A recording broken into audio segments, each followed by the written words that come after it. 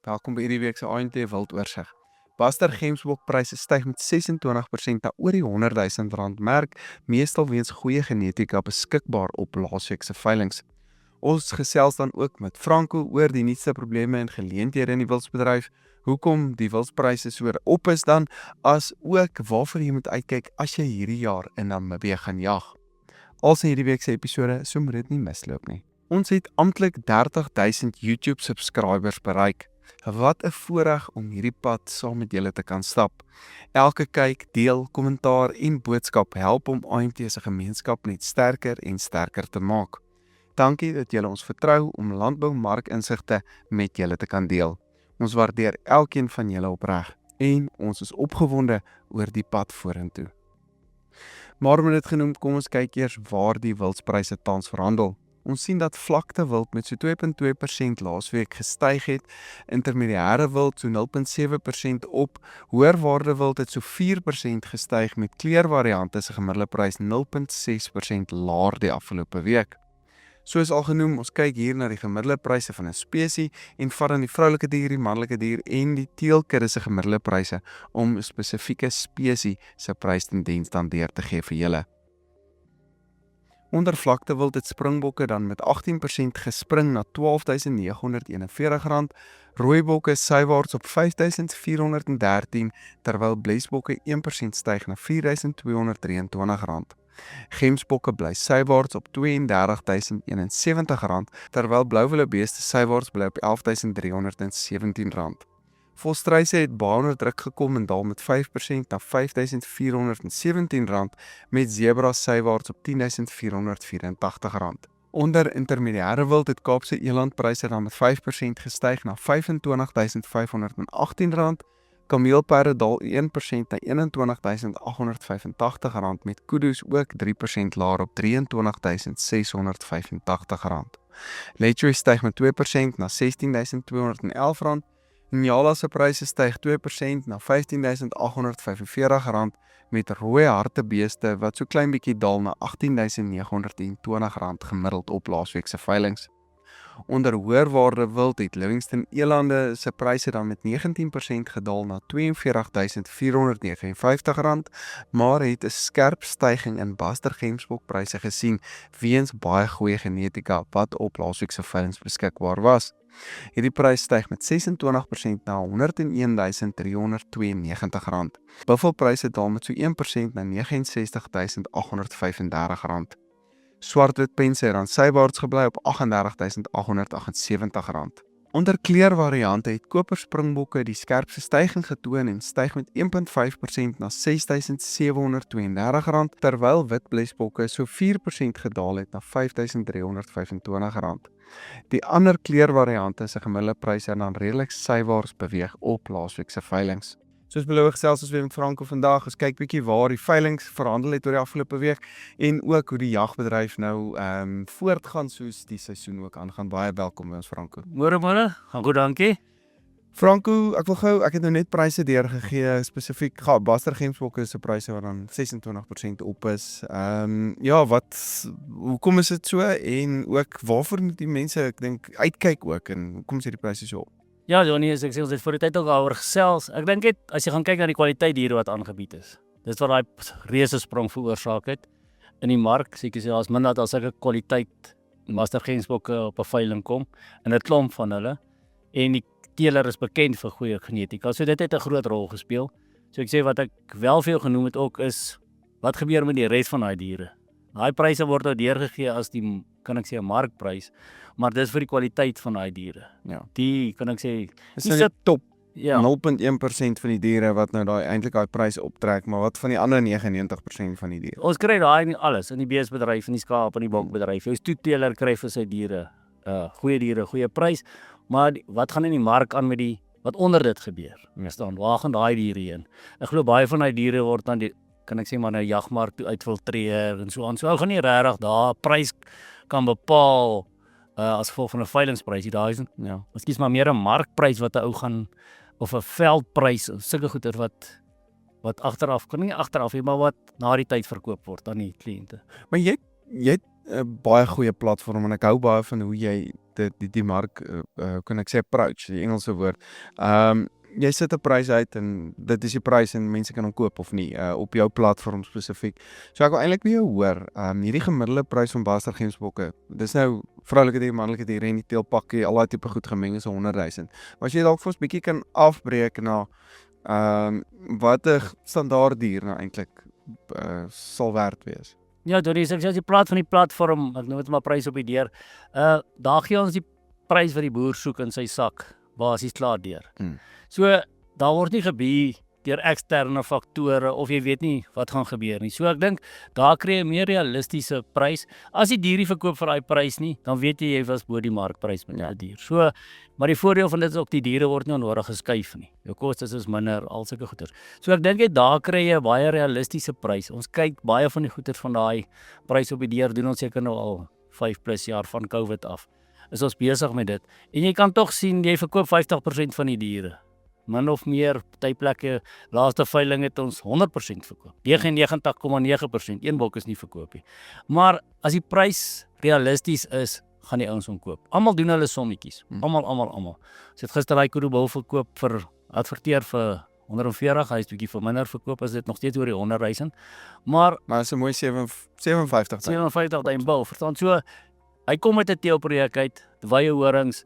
Ek dink hy bil was naby aan 60 gewees op sy prime, kan ek sê, as jy kyk na die punte wat afgewerk is.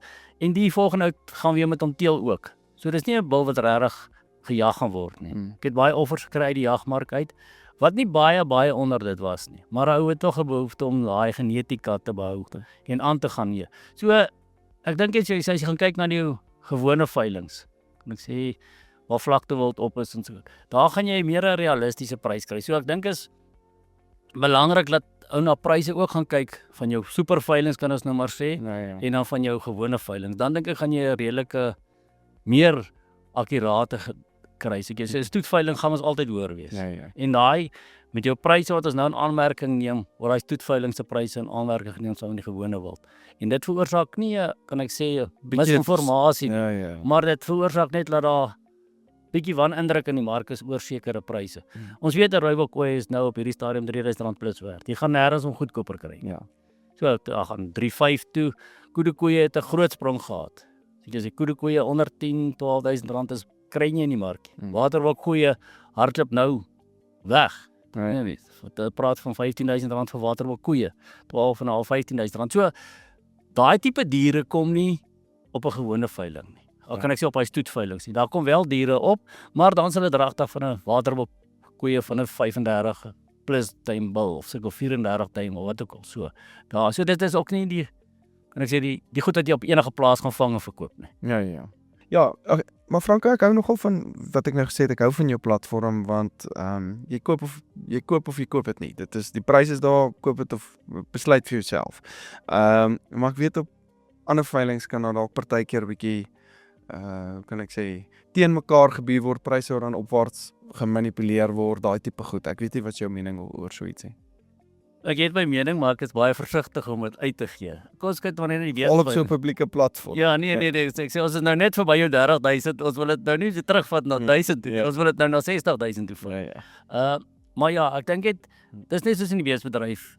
Partykeer gaan jy teen 'n paal by of so iets. En ek dink met die elektroniese veilings is dit half makliker om 'n manipulasie te doen. Die ou kan self op sy eie goed gaan by of iemand aanstel om op te by tot hy by sy reserveprys kom. Dis hoe ek sê, almal het 'n reserveprys. Maar wat is 'n veiling? Dis daai adrenalien wat gekoop word, daai wow effek wat jy kry, jy die hoogste bod gehad.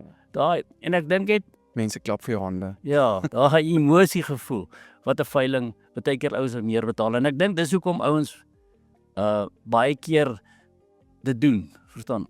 Op 'n veiling te doen, op 'n veiling te wil bietjie meer betaal vir die diere as wat hy regtig werd. Ja, want hy kry nou, hoekom van hierdie ou meer betaal, dan kan ek ook ons nou 'n bietjie meer betaal. So dit skep net bietjie onsekerheid in die mark oor daai goed. Maar ek dink as 'n ou weet wat is die prys, dan voel ou meer gemaklik volgens my, verstaan? Want jy weet, dis die prys. Daar's nie ou wat jou, kan ek sê, teen jou gaan by of net die ding laat groei of so aan. Ja. Nee, gaan mense wel nie, daar moet ja, mense hou van 'n mark wat bietjie meer deursigtig is en ek dink dis wat ons probeer met hierdie video ook, dat ek van die pryse uitgee. Ek weet daar's kommentaar op laasweek se video dat ons dalk die vroulike en manlike diere en die teelpakke bietjie uitmekaar uit of moet wys wat is die verskillende diere se pryse, maar ja, dit raak moeilik want dan moet jy nou weer met genetika begin. Is dit nou is dit nou 'n 57 duim kudu of is dit 'n 42 duim kudu? Verstaan, dan begin dit nou weer in daai rigting in beweeg. Ja, dan raak dit baie werk. So ek sê, ons het gepraat om jou super veilings dalk van jou gewone veilings te skei en goeders. Maar nog steeds om daai inligting te kry. Mense weet nie hoeveel ure en ure sit hulle in die ding in om daai pryse te kry nie. Verstaan, ons het 'n markprys min of meer waar gesê wat ons nou gepraat het oor wat ou maar deur die jaar begin sien. Hier begin 'n plafon bereik. Hier kom dit nog 'n bietjie prys by. Daar is 'n vraag na die diere neem bietjie af. Soos ek laas gesê het, jou teelseisoen is nou aan die gang. So jou manlike diere se pryse het bietjie afgekom volgens my.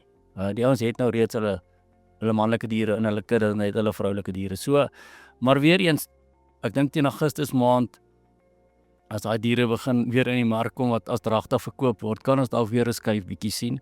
Want die vroulike diere kan ek sê wat bietjie gaan duurder word. Vir al die ouens wat dit ernstig wil teel. En dan ek so laasweek gesê het, ons moet pas op om nie weer te groot te begin teel in 'n kleurvariasie in nie. So ek sê, Daar is 'n goeie vraag vir dit hierdie jaar. daar is 'n goeie vraag gewees, verstaan, maar as jy gaan kyk na jou dapper rooibokke, die white flanks, hoeveel ouens het hulle weer begin teel, verstaan? So ons moet pas op dat ons voor nie weer onsself vasbrand met iets nie, maar nog steeds, as ek jou laas gesê het ook, 'n dapper ram gaan net R200,000, of van 100 af na R200,000 teen 'n gewone ram wat R5,000, R4,000 gaan. Vir dieselfde gras, dis goeie geld. En elke boer dink ek boer om te survive. En ek dink wat lekker is na ons vorige gesprek terug voordat ons gekry het. Ek dink die mense in die bedryf begin kan bewus raak of dit aanvaar. Die boer is 'n besigheid. Hy moet survive. So ou van nou dag weer gesê het, Franco, ek kan dit nie meer bekostig om te gaan jag nie of op 'n groot skaal te gaan jag nie, maar ek wil dit nog steeds doen. So ek dink die mense het besef dit gaan nie weer goedkoop word om te jag nie. Dit raak ongelukkig 'n diersport. Ja. Gepraat van jag, jy wil 'n bietjie gesels oor Namibië, die ouens wat so toe gaan om te jag. Ja, wat So ek sê Junie maand is om die draai. Ek het 'n interessante artikel gelees oor die jagbedryf of ouens wat Namibië toe gaan. Hulle wou op 'n stadium die ouens laat stop het in 'n kwarantyne moes geweet het om te keer.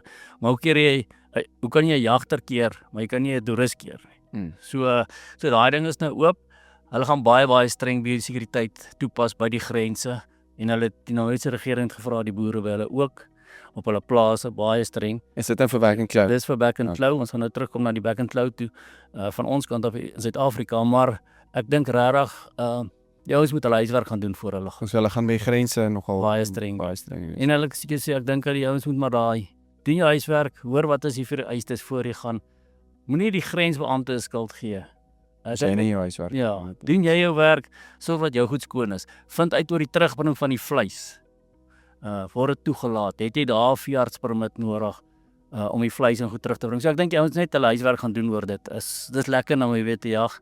Dis ver en goeie, so jy wil nie onnodige moeilikheid veroorsaak of jouself of vleis verloor of so iets. Ja. Franco, wanneer is jou volgende veiling spesifiek? Ons beplan vir volgende week. Dan gaan ons weer die prys op die deur sit. So ja, dan gaan ons bietjie weer ons gaan kyk seker so op hierdie stadium.